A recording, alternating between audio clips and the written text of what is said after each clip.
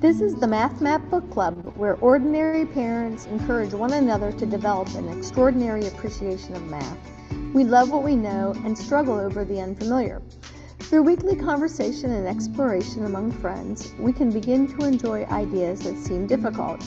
Join our book club as we discover how math helps us to know God and to make Him known.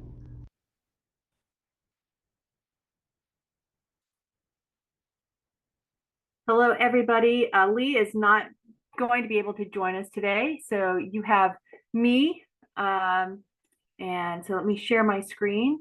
It is Wednesday, June 19th today, and we are in our summer book club, and we're working through the dimensions for the second time through, and this time we're looking at the dimensions and how the math map is helping to prepare us and our students for our further studies in the Quadrivium.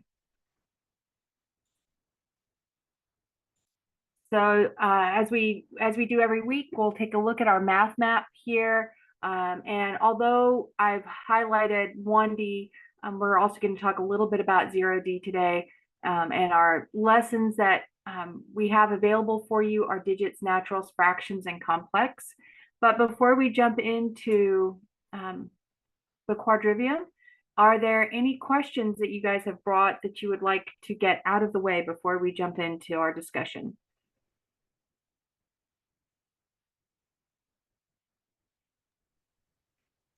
I have kind of a logistical question. So I did the naturals with my 12-year-old last year, and I didn't print it out. We just looked at the screen and talked about it each day. But I have some friends in my community who are really wanting to have kind of the table time with their kids, those that are doing complex, and then also the younger kids. And I just wonder what people have found for maybe best practice, maybe most economical or whatever for actually printing out one of the digital editions, if that makes sense. Sure. Well, I will say one of the things that we've done, and it may be available on CC Connected still, and Babs or Shauna may be able to better help with this, but especially for the digits and the naturals, if you're working with your older students or as an adult, printing those 4 to a page, because the font is large, that's usually still a pretty workable size, especially for the work that you're doing. I think trying to go 4 to a page for fractions may be a little bit tight. So that would be kind of an individual sort of a thing. But for older students or adults, those digits and naturals going 4 to a page is definitely, I think, doable. I know a lot of people who do it in black and white. And although we prefer that that tactile experience, right, of having things printed, I do know that there's people who use devices. Like I have a Kindle Scribe or an iPad, and so they use them digitally and with a stylus. Okay. That's another option that's a little bit more cost effective, and would, but still give you that opportunity to write. I don't know if anybody else has any experiences they would like to share. I was just going to tell you, so I did the 4 to a page. I put it in a booklet. I think I did a clear cover on the front and a black cover on the back. I had it spiral bound, and it was all of the lessons for the naturals, and it was $35, I think. So, and I did, now I did black and white, and I did double-sided. So instead of using like markers, I use colored pencils to copy and trace so it doesn't bleed through. So that's what I did. Okay. And there is, I think, somewhere permission to print, like if you go to Staples or whatever, there's yeah. And that's pretty easy to find. I just hadn't looked for it. It's the first document. It's implied that you can print and utilize it. It's not part of the curriculum, but it's usually on the first page of every math map. Okay. Booklet. Okay, thank you. Very helpful. Thank you. I think another thing too is I mean, I don't know if I should say, well, I'm just going to say it. Like, you don't have to print all 16 pages, right? You could print the first 4. Like, if you're printing it at home, that's kind of what I do. I'll just print the first 4 if I want the big copies. And then if I'm like, I probably should do more, then I could print more. But, the first 4 are the meat, right? And then you're going to have repetition in the other 4. So if you're just using it, like if you're using it for like a student going into Challenge A and they're just reviewing it, you might not need all 16. Maybe for a younger kid, though, they might need more of the repetition. So. Right. That's a nice thought too. Yeah, I think she's just wanting this year is a first layer for their whole families, and so I think even if I've heard you all say a little bit well is better than a lot not done well. So maybe that's nice and not so overwhelming. Just maybe half the lesson, maybe 8 pages or something would be good.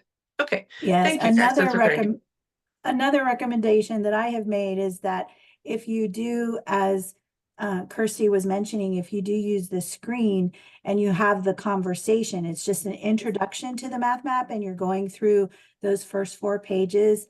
And then when you get to the point where more is unfamiliar than familiar, then maybe that's the point where you start printing them out. And that is, and whereas Babs was talking about the first 4 pages, you could print out the first 4 or the 16 of certain booklets where it is much more unfamiliar and you're going to further engage with them than the initial overview.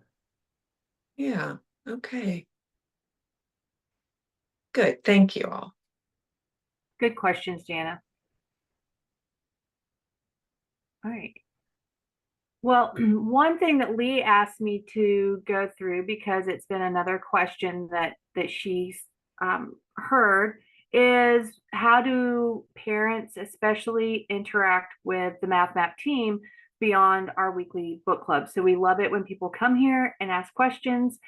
So continue coming and invite all your friends to join us.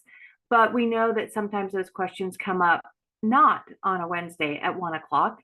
And so we do have the parent forums in CC Connected. And so Lee just wanted me to make sure everybody knew how to access this, both for you, for those who are watching this, but also you can forward this on and, tell other people when they're like, well, how do I get my questions asked? If they go into CC Connected on the welcome screen, if they click on forums, they're going to need to then choose their role. And so as you can see, there's foundations parents, essentials parents, challenge A parents, and so forth. So they're going to choose the particular role that fits where they are. And then that will bring up a forum that is specific to them. And then within that forum, there's going to be a lot of different threads, but the thread that Babs and Shauna recommend is a great place to start is the I have questions one here, that when you click on that, you're going to see some frequently asked questions and answers, and be able to put your Babs and Shauna, they can post their own questions there, and Babs and Shauna are amazing. They stay on top of these forums and answer people very, very quickly. So this is a great place if you have a question that comes up and it's not Wednesday at 1 o'clock and you're not a director, this is a great place to go and get your answers. Then I thought I would just share this because I read this this week and it really struck me as we're talking about the Quadrivium and the liberal arts. This little devotion from Charles Spurgeon. So I'm going to read it. I know it looks long, but I'm going to read it. Feel free to read along with me. At first, he is quoting James 1:5. If any of you lack wisdom, let him ask of God, who giveth to all men liberally, and upbraideth not, and it shall be given him. And then he wrote, if any of you lack wisdom, there is no if in the matter, for I am sure I lack it. What do I know? How can I guide my own way? How can I direct others? Lord, I am a mass of folly and wisdom I have none. Thou sayest, let him ask of God. Lord, I now ask, here at thy footstool, I ask to be furnished with heavenly wisdom for this day's perplexities, and for this day's simplicities. For I know that I may do very stupid things, even in plain matters, unless thou dost keep me out of mischief. I thank thee that all I have to do is ask.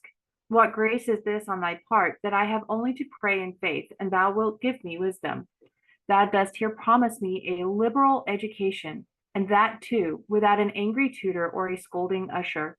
This too thou wilt bestow without a fee. Bestow it on a fool who lacks wisdom. O Lord, I thank thee for that positive and expressive word. It shall be given him. I believe it. Thou wilt this day make thy babe to know the hidden wisdom which the carnally prudent never learn. Thou wilt guide me with thy counsel, and afterwards receive me to glory. And I just love that in the middle there, he says that God promises us a liberal education. And there's a lot of different ways we can understand liberal, but I liked above, I put there general and broad, that idea that it is the broad, generous and broad, right? That generous, that there's no limits to what he'll give us. And it's broad. It's not just, oh, I'll give you wisdom in this one little thing, but there's this broadness, right? That he's going to just give us wisdom generously about anything that we ask him for. And then I love that without an angry tutor or scolding usher, because how many times as a parent have I been frustrated with my children? And I know they thought I was angry with them because they didn't understand when I explained something. And I'll be like, I'm not mad, just wish you'd listen to me, right? We all have those moments. And so this idea that God, right, he's going to educate me generously, broadly, and never being angry or scolding was just a real encouragement for me today. And so I wanted to share that with everybody.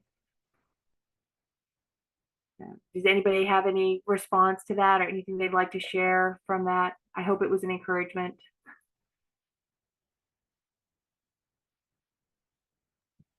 It's definitely a reminder and an encouragement in that when things are perplexing or overwhelming, that our first go-to should not be to sit in that overwhelm, but to take it to him, because we have not, because we ask not. We just have to ask him for the wisdom, and he'll liberally grant it. Yes. I mean, I just thought I need to like copy this prayer down and make it just part of my daily prayer. Like it's just worded so well. I love that I'm going to do stupid things. Just the humility of that and the truth of that. When I talk with my kids, right, that idea of we all do stupid things. We all have regrets. We all spend money that we wish we hadn't spent, right? We all do stupid things. But God forgives us and somehow graciously works good out of it. But before I do the stupid things, to ask for wisdom. I like that reminder. Also, when you said about the angry tutor part, like sometimes I'm not even angry, but my tone of voice with my kids, like, or even with my husband, sometimes he'll say, well, why do you sound angry? When I'm really not, but I often, like, as I'm getting kind of ramped up and feeling inadequate in myself to be explaining and so it's just a good reminder to be conscious of how I come across to my kids. Yeah. And God can help us with that too, actually. So this was very nice. That's our segue into the quadrivium. And so last week we talked more generally about the 7 liberal arts, and we said that there are 4. Does anybody remember the 4 parts of the quadrivium?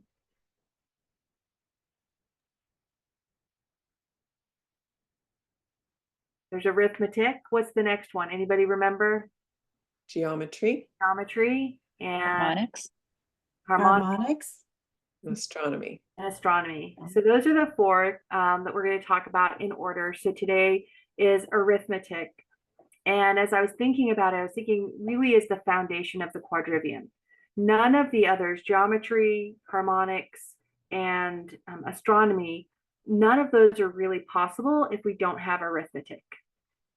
Right. And so I might go off and look at music or astronomy or geometry, and they may influence one another, but they may not be prerequisites. But arithmetic is that foundation. It is the prerequisite.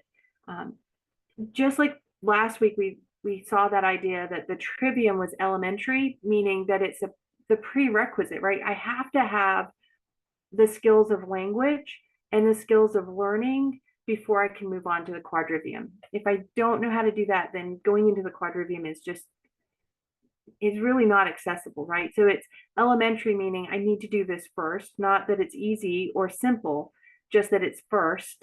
And then my quadrivium being secondary to that, arithmetic is then that foundation of the quadrivium. And I really need to have a solid foundation in arithmetic before I can go on and do understanding of the others. And so when we're thinking about that, the key things that we're looking at are one, number and notation, right? So when we think about the language of mathematics, number is all around us, and we all have at least of smaller numbers, we all have sort of an innate understanding of number, but then it's the learning how to communicate that number, and that's where notation comes in. And it's that funky notation that makes math difficult, because it's so much shorthand and so many strange symbols that we have to learn the vocabulary of mathematics. And it's more than the words, it's that notation that makes it challenging. So learning how to communicate number through notation. Then counting, which may or may not be considered an operation, but when we think of the operations, we usually think of addition, subtraction, multiplication, and division. And then by extension, also the exponents, roots, and logs are the operations that we think of most commonly when we think of arithmetic. And then some people think of algebra as being separate, right? But to look at the quadrivium and understand where algebra fits in, algebra is really that abstraction of arithmetic. And when we talk about abstraction, we're saying that it's a generalization. So if I know that 4 plus 0 equals 4, and 5 plus 0 equals 4, and 6 plus 0 equals 4, and then I say, well, then any number a plus 0 equals a, that's an abstraction. I'm using a symbol to represent those numbers, and that's what algebra is. Any questions or comments about the idea of arithmetic as the foundation of the quadrivium, or algebra being its abstraction?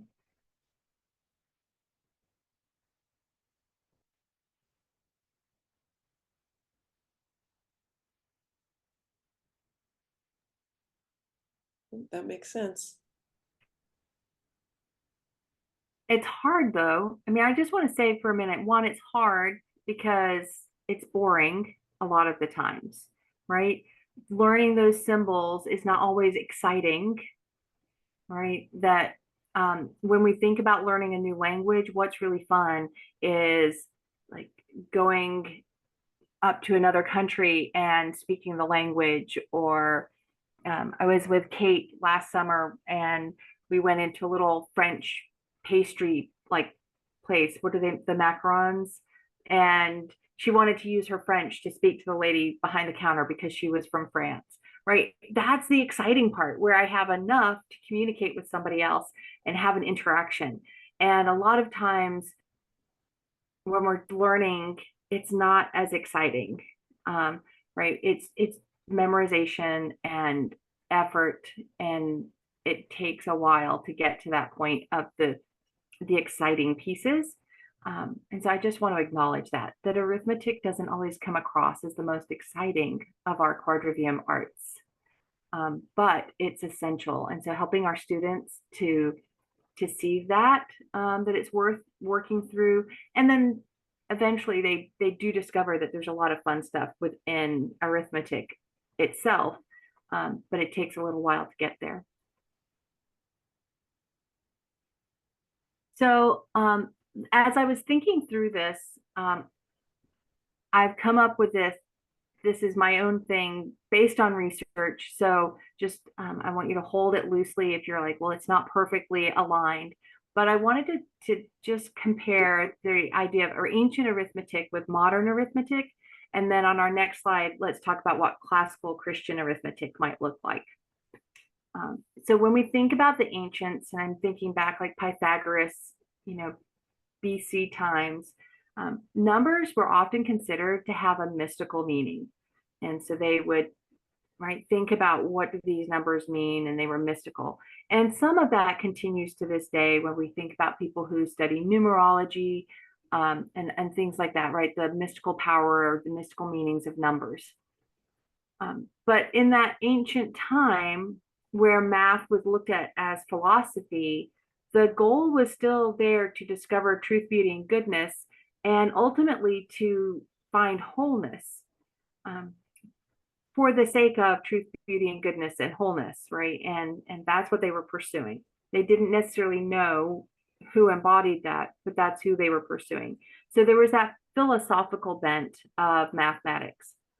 At the same time, there was the practical bent.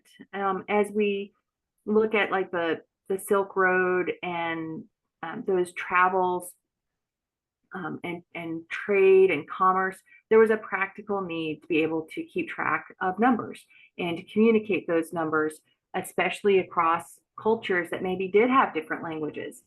So there's always been a philosophical approach to mathematics and a practical approach to mathematics. And that continues today, that there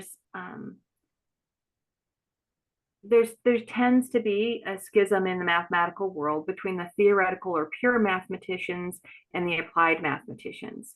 And it's the same idea, right? They're still looking for sort of truths for the sake of truths. In this case, numbers don't have mystical meaning, but most mathematicians, if you would ask them, they would think that numbers are neutral quantities. And their goal is looking for truth, but specifically they're looking for patterns that help us to understand numbers and their relationships. When we think of arithmetic, right? So I'm really dealing with arithmetic, not all of math. But then we still have applied mathematicians, and they're using those numbers again for commerce and trade, or to predict or explain some kind of real world phenomena. So there's still this sort of schism here between the theoretical or philosophical and the applied or the practical. Anybody have any questions or comments or experiences? Do you think that they're still mystical though? Because like now that we're starting to dive in and kind of, I don't know, express like 0D, like I feel like the more we talk about the dimensions and then we talk about out of nothing, and then as we move into like the ND, that they still feel a little mystical in some way. Well, let's talk about, so I think that's a perfect segue into what is it that we're doing here when we think about math through a classical Christian lens. And so we're still going to think about that theoretical and that applied. And so exactly what you said, Babs, right? That our goal is, like those ancients, to discover truth, beauty, and goodness. But we know that truth, beauty, and goodness are embodied in God, right? So that's that Christian piece of it, that that too isn't mystical and magical because it's its own specialness, right? But because when we think, right, two can help us to understand how God created the earth, right? Because he created the light and the dark. He created the heavens and the earth.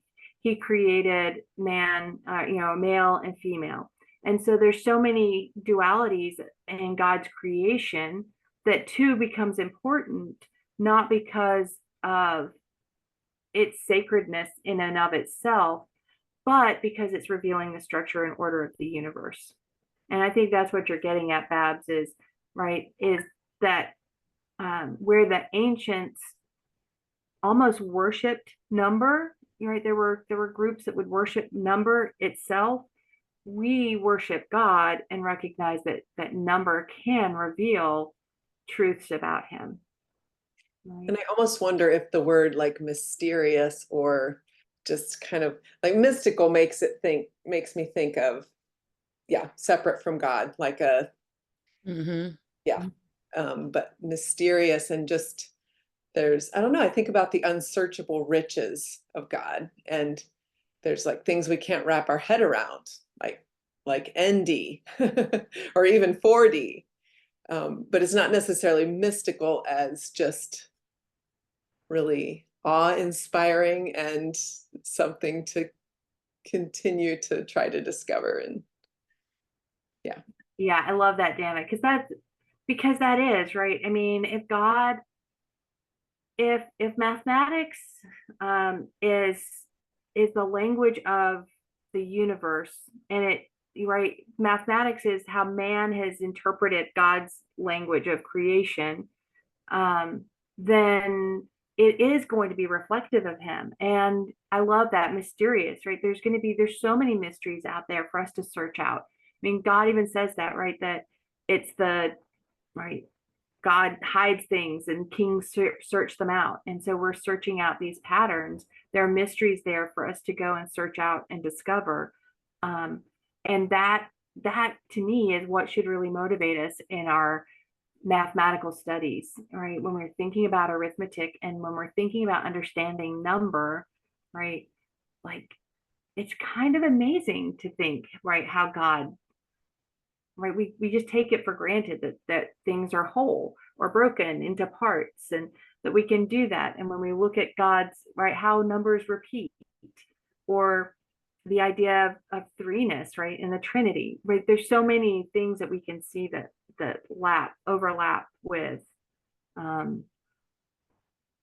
number and helping us to understand God. And I think mystery is a great word for that seeking it out. And just like, and I don't, there's that old saying, right? You're so heavenly minded, you're no earthly good.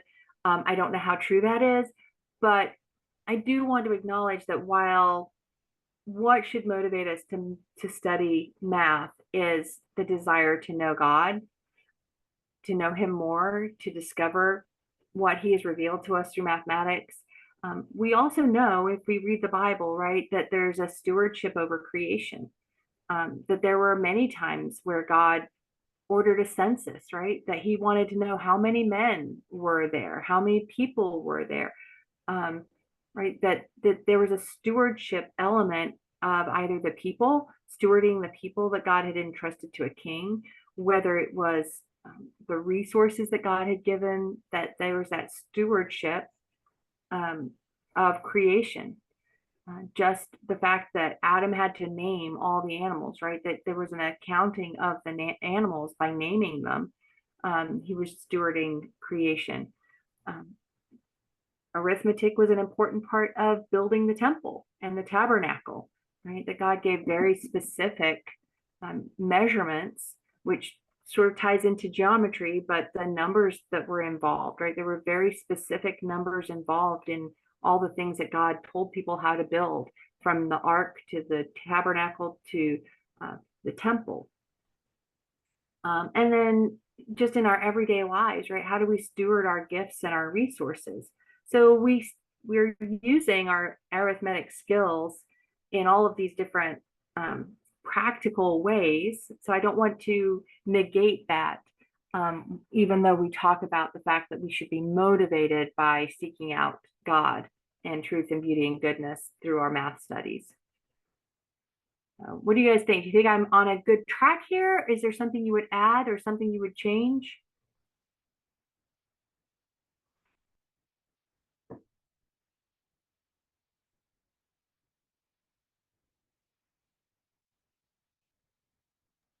can't think of anything else to add.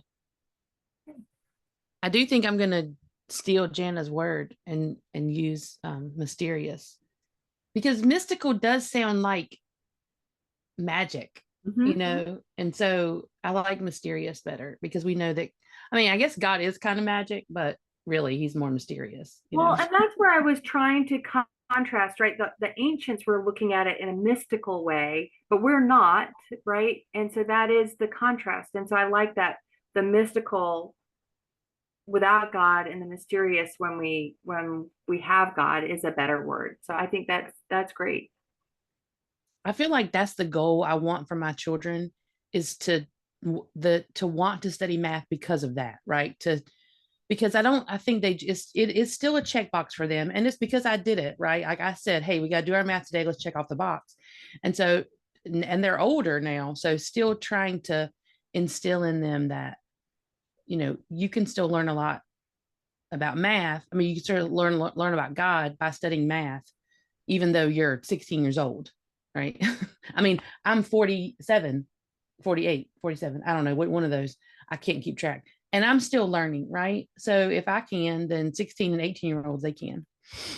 Hey, Babs, I'm 53 and I'm still learning. So, right? It's interesting to me because my 18-year-old, I've been trying to do this with him, and he feels like I'm complicating things. Like that's his, and I don't know how to help him with that. My other kids are much more receptive, but he just is like, I want to know how to do math better. And this conversation about, all the things I want to talk about that are so exciting to me in the math map, he just feels like it's making it more difficult than it needs to be. well, right now he's on that applied side. Like, I just want to be able to use it. Yeah. And yeah, wooing him over to the theoretical side maybe is. Well, and it is difficult, right? I mean, it's when you think about these hard things, the hard questions, the things that we're diving into and pulling out. I mean, sometimes my brain hurts just from thinking about those things.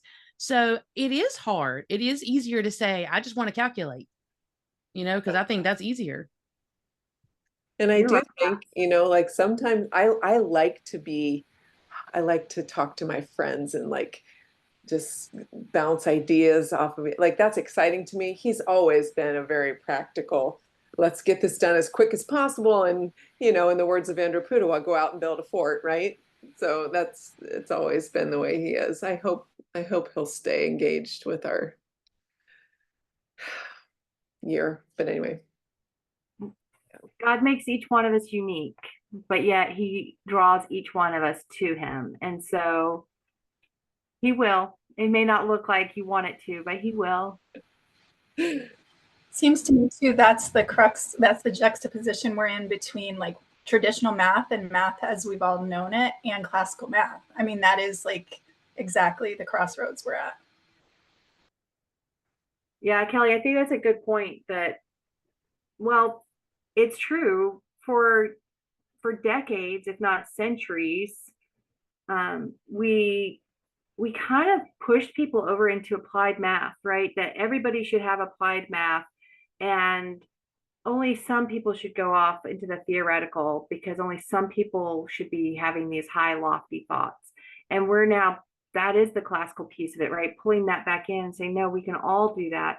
But we've got a lot of recovering to do because I don't know that any of us have really had a classical, right? Even people who have been homeschooled for years or classically homeschooled, right? That math has been kind of kept on that applied side, which is why students have always struggled with, why is it that I need calculus then? Why do I need to know what the logarithm is? And that's why teachers have struggled to answer that question, because we've made math this applied thing. And it probably, goes back, as I said, centuries. But even in our modern math period, right?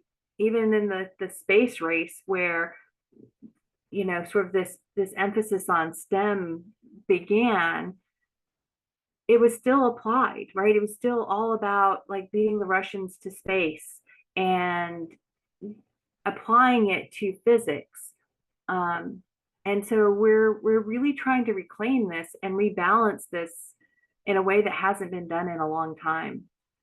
And we probably need to be patient with ourselves when it doesn't happen overnight. Yeah, very good point. And you were talking about, okay, so the modern, I think you were just referring to arithmetic, but I have a cousin that's into higher math, whatever stuff. He has a doctorate, and he said that the goal of modern, all those branches that you just mentioned, physics and like all that stuff, the goal is to find the origin of the universe. Like that's really the end goal for all higher studies. And like, well, we're at a point where we know the origin of the universe. So that's not even like, anyway, it's just a whole different mindset. So yeah, we're getting started. We are. And we're learning. I was sorry. Hi. Hi. I was wondering, so there is kind of that concern. I'm in between the two. I have two older ones and then two younger ones. My second oldest in 8th grade, we went through and she was playing with N2K. It was our first kind of experience into essentials. And she just starts writing equations and says, does this equal this? And I'm like, it does. How did you come to that? She just kind of intuitively started seeing the patterns and putting pieces together and figuring things out. So I'm so excited about this curriculum to embrace it for my younger ones who will be able to go all the way through. I guess the question is, because I'm so indoctrinated, if you don't do it in the specific orders, and I do understand there's a certain amount of like knowing the vocabulary and the foundation piece, but how much can I just let them wonder and explore down the channels, and how much do I need to keep it structured so that I build, as long as we go through each of the things and we cover all the pieces, but can we kind of follow those tracks and expand them more versus needing to build it step by step, I guess is my question. Yeah, so I think that the math map is probably uniquely unique in that it's going to allow you to go down the rabbit trails that interest you without feeling like, oh, I've got to stay on this schedule or I'm going to miss something. The booklets, I mean, they do build, right? So I wouldn't suggest anybody try to work through lesson 18, 25, maybe 17, 18, 25, and 26 if you haven't already done lesson 11. And lesson 11 is probably going to be easier if you've done lesson 9. So there is an order, right, within the year, but it's not as strict as, oh my goodness, you got to master this before you move on. So what that means is if in any given week, let's say you get through the first 4 pages of your lesson pages, and then the next day your kids are like, we're really interested in this. And so you don't do anymore because you go off and you explore. And then the next week you move on to lesson 2 and you're like, I only did 4 pages. It's okay because you at least hit those ideas. And if you get to another lesson and you're like, we need to go back and look, you can. All of the lessons that we have out there now are so grammatical in their nature that they're really designed to be able to be done without a lot of looking back unless you're trying to understand. So I think there's a lot of flexibility. And then the following year, it may be a different rabbit trail that you go down. So let's say that this year in lesson 2, you guys just really get excited about bases and writing numbers in different bases. And so you kind of play with that, but then you really explore that and you play with that and you're doing all kinds of different things with numbers in different bases and you move on. Well, next year, it might be that your kids aren't that interested in bases anymore. And they're really interested in Roman numerals. And so maybe that year you get through half of the booklet and then you start playing with Roman numerals, or you get through 3/4 of the booklet and spend more time with Roman numerals. So over the course of the years that you do this, you're going to come back and visit that lesson multiple times. And each time you might go down a different rabbit trail, or you may not go down any rabbit trails and you may just plod through the lesson. But there's that freedom of knowing you're going to come back and revisit that. So if you didn't get everything in one year, you're going to see it again the next year. So does that help? Yes, thank you. There's enough structure, but then we can also still keep the wonder in the younger years. And like you mentioned, the Roman numerals, as we go through the ancient cycle, we can really kind of settle more in there and fit something else more in depth next year. So thank you. And the older years too. Like, I think helping our kids to just, I personally think that I would rather, my kids aren't here, like profit in their own land. My kids are not excited about math. Maybe it's because like tried to make them drink from a fire hose when we were first trying to release the math map. But I would rather have my kids graduate with a framework of knowledge and still be excited to look for patterns and know more than to graduate and be like perfect calculators and check the box for calculus, if that, you know what I mean? Because if they know the language and they're excited and they know how to learn, they can go off and do anything they want. So just my 2 cents. So let's look at arithmetic and the math map. In 0D, hang on 1 second. Do you need me? Like the doctors. In 0D, that's where we're really emphasizing number and notation. So we're going to look at the symbols primarily for number. Some of the other symbols are in 0D as well. We're going to look at sets as a way of looking at characteristics and how we can group numbers by like characteristics. So that's where we're really starting that journey of understanding how we communicate number.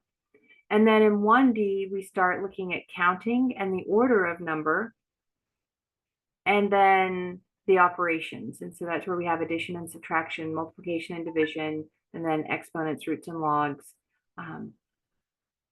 that go together.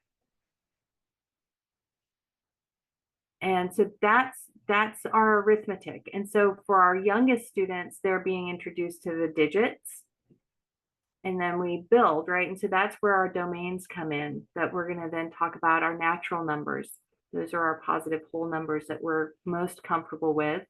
Then our integers, our negatives and positives, and then our fractions and decimals, those rational numbers, and that builds. And then eventually we'll start looking at the abstractions by looking at operations on algebraic terms.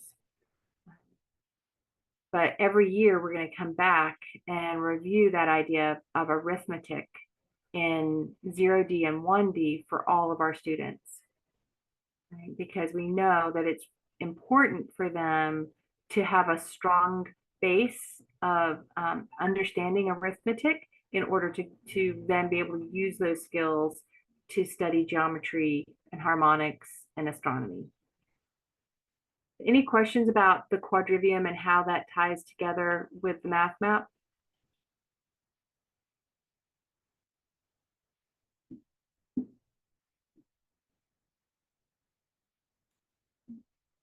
So that's really all I had to say about arithmetic. Just reminding you that of our release schedule, the digital and the print versions. We talked about the digital versions a little bit and some different options there. So I hope that was helpful. And just remember that if you're having trouble accessing any of the digital resources, you do have to have your tuition paid and have your tutor check your box for CC Connected. And then the Math Map Companion is being updated almost weekly with new material as we get ready for the academic year to start. So we now have, I think through lesson 10 is available in the Math Map. And so that resource is there. The forums that we've talked about, how to find the forums, and then continue to invite people to our book club and to participate here. And then you can always email. And Um, sorry, I didn't mean to put that on both slides, but I apparently did. That's supposed to be a blank slide for questions. So does anybody have any questions? Jessica? Sorry, the one challenge I did see with that, my daughter was A last year, but we are going to launch her in that even though she's going into B. I paid the challenge tuitions, but it's challenge and A and below. And we don't pay the tuition for essentials and foundations to start until about a month after challenge has started. So it will make it hard for me, well, impossible for me to start them all on the 30-week cycle to do it around the family circle. So I don't know if there's any way to kind of have an agreement that the people who have signed a contract and paid their enrollment could have access at least to the first 4 weeks, so that people could start it as a family cycle.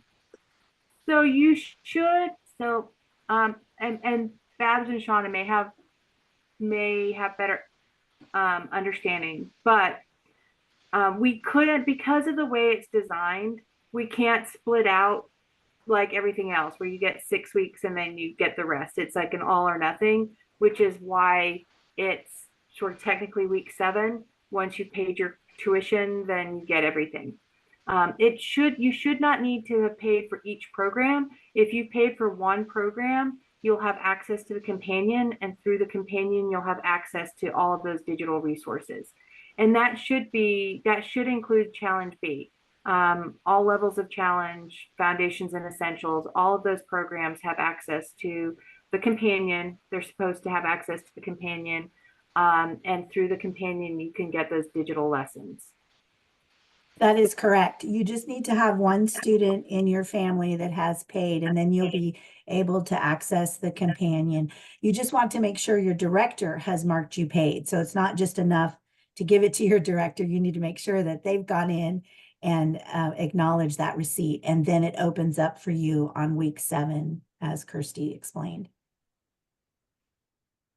So I go to week 7 in the challenge ones and find the companion? Yes, Yes. I think it's easiest to just go to the search bar and type in companion. Okay. Yeah. And then it'll come up first. I actually go to all types and just click interactive tutorial to get it to come up at the top. But either way, it is visible to you as long as you have paid tuition in. Okay. Thank you.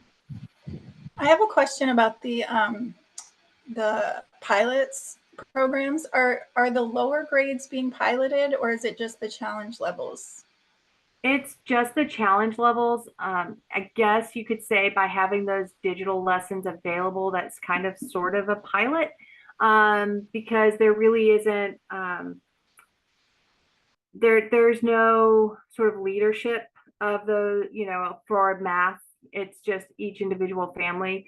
So that's really why we're releasing it digitally is so that people can start to use it, but also give us feedback and let us know. So, we've gotten some really great feedback because the lessons were not perfect. And so we're getting some really great feedback that's being incorporated already before we do actually print those lessons. And then to be actually a pilot, you need a leader. And so that's why it just makes sense that those are with the challenge programs where we can connect with a challenge tutor for each of those programs that will lead each of those pilots.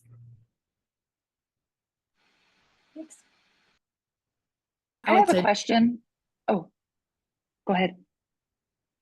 No, I was just going to say, I think the naturals is probably the best piloted, if you were to say because they've been out there for 2 years, and then we've gotten feedback. So I would say that's why we would probably want to start with the naturals, especially if we're just introducing, because if errors have been found, they've already been submitted and updated. So I think the naturals is probably the best of the lower ones that have been piloted, have been out there longer.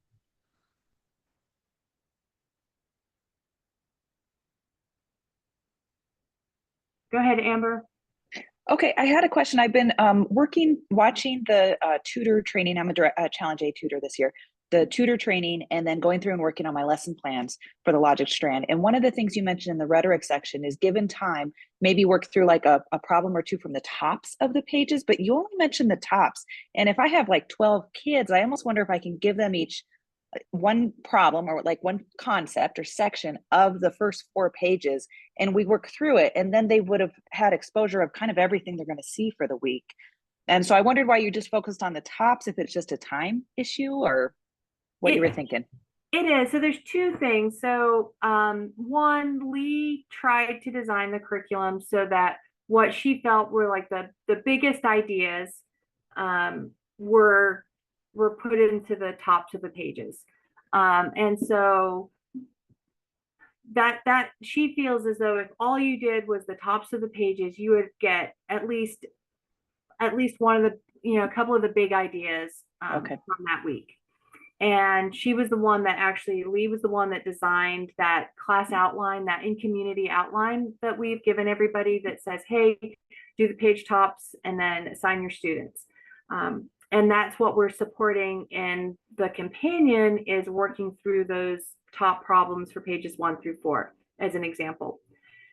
Now, having said that, right, we know that every tutor is going to meet the needs of their class. And so within that, you have the freedom to, here's Lee's best practice. And then if you see that there's something you need to adjust to meet the needs of your class, then we trust that you're going to honor what Lee's given you and the ideas that Lee's given you, while still meeting the needs of your class, which may look a little bit different, right? And so there's that idea that, let's say we had a student who moved 4 times in their challenge A year and had 4 different tutors, right? That they should be able to feel as though the flow of that community day is really similar for the math map from one community to the next, but that each community is going to have its own flavor depending on the students and the tutor and exactly what that program needs and that community needs.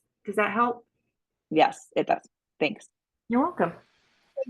I actually was just looking that over today as well. But the way I understood it was the tops, meaning like of all 16 pages. Like if you have, 10 students, you just give the top of the first 10 pages. Is that right? Or is it just the first 4 pages top that you're talking about? Well, you as the tutor could work through the first, depending on your time in your class, right? You might work through the first 2 together or the first 4 together as a tutor. And then the remaining, whatever else you have left, you could say to your students, okay, you do this one, going through page 16.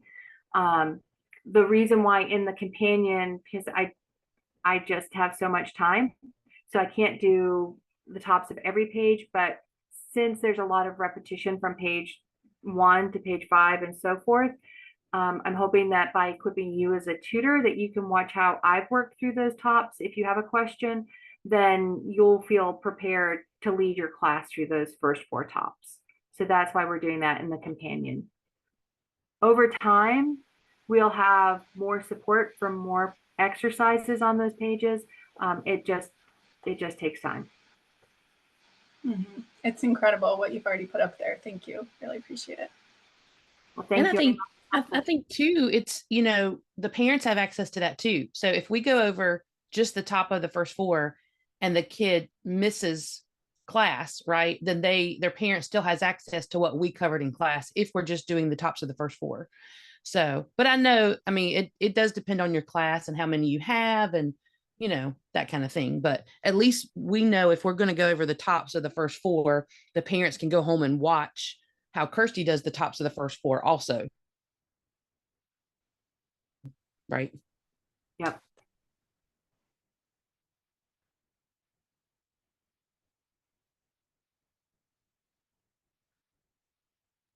Kirsty, somebody asked about the flashcards. Do we know when they're going to be back in stock yet? I haven't heard. I don't know. It is July. It's I think it's the first week of July. There is a date. I'll go grab it and put it in the chat. Thank you. But complex, I think they're here. We're filling orders. So I think that'll be that'll come soon. Yes. It's exciting that so many people were so excited about all of these resources. So,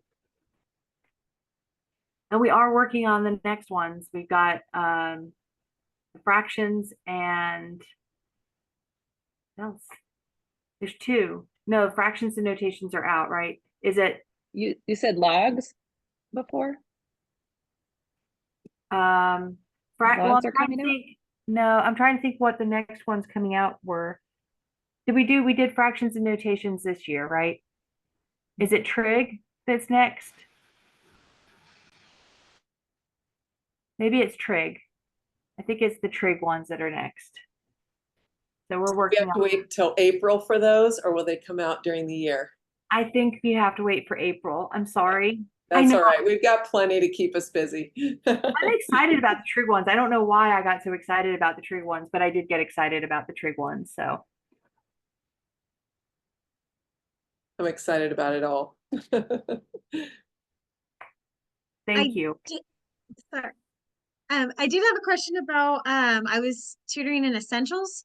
So as I look at the trajectory for the first year essential students, 3 years to go up, my son being at fractions, he has 2 more years, which would mean he kind of needs to simultaneously do rationals and reals next year in order to be ready for the complex for challenge A. What would be the recommendation for parents in essentials right now to keep their kids on that trajectory to be ready for complex in 2 or 3 years to be able to accomplish the ones, because those 2 are being released next year?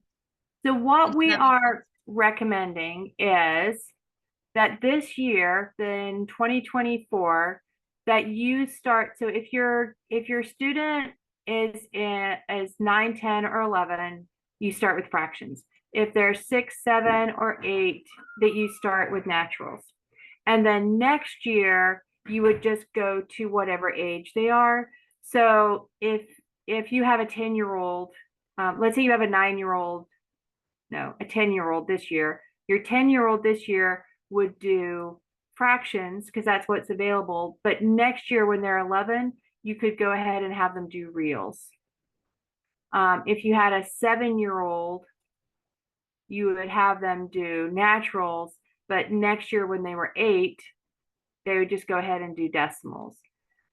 It's not perfect, but because fractions includes decimals and integers, you're going to have opportunities to practice those. Reals is going to include all of your rationals, so they're going to be practicing those things. So by skipping rationals, there may be some practice that you miss, and you might at some point say, oh, well, I just want to go back and look and see what they did, and maybe pull out a few pages, especially from the arithmetic lessons. And then the rest of the year, you're going to go, oh, well, we're practicing this. So that's what we're recommending for this year and next year until we have all of those levels available, is that this year you start with that narrowest level or that's available, and then next year just go to your year, and then you'll be ready for challenge. Great, thank you. And to piggyback off that, once the companion is fully active and live and all the books have been released, like in actual physical in the bookstore, you'll be able to click on any level, right? And just look, like if I want to dig deep on week 3 and my child is in reals, I could open up rationals at that point and see it. Like right now it opens to a PDF, but I'll always be able to just open and look at those pages in the companion, right? Yes. So the content, just so you know, the chart content will be the same for all the years. The cover content will be the same for all of the domains. So any of the content that's the same in each booklet will be the same in the companion. But the domain specific pages will have domain specific content in them. Does that make sense?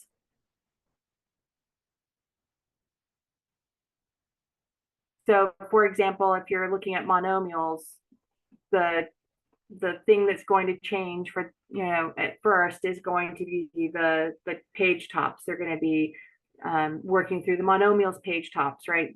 Not the complex page tops, but the chart content and so forth will all be the same. The frame pages, though, will not be the same. I heard somebody incorrectly saying that the invention and memoria would be the same per level, but that doesn't even make sense. It seems like that would have to be specific. No, those will be the same for the challenge. We'll have all the same invention and then memoria and arrangement pages. Those will be constant throughout challenge. There may be a little bit of adjustment. We haven't quite nailed that down what that looks like yet for the domains that are leading up to. So for the other numeric domains, they may have a little bit of adjustment, but Lee's goal was that they would be a constant throughout, at least at the challenge years.